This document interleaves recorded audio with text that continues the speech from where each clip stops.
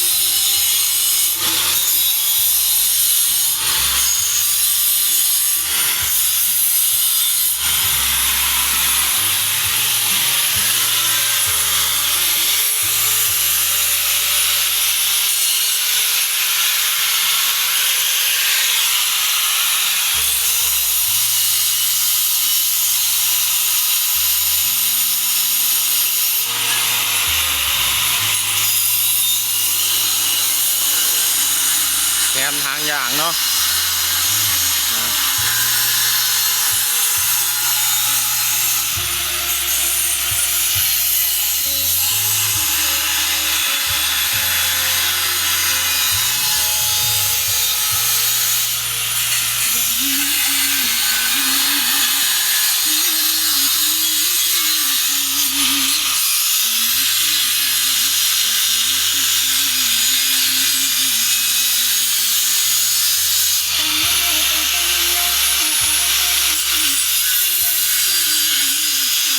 วิธีเราดัดเล็กเนาะ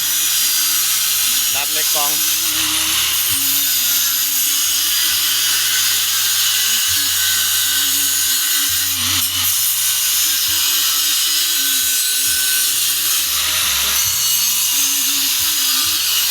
ผู้ใดต้องการเฮ็ดก็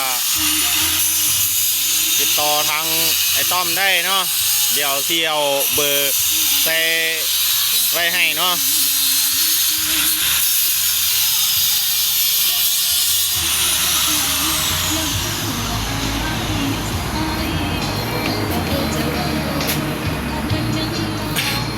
เอาบากอย่างซี่แล้วเขาคดลงเฮ็ดแบบ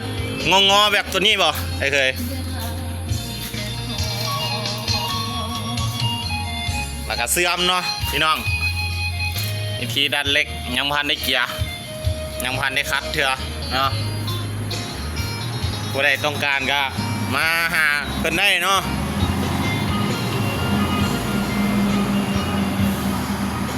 จากสร้า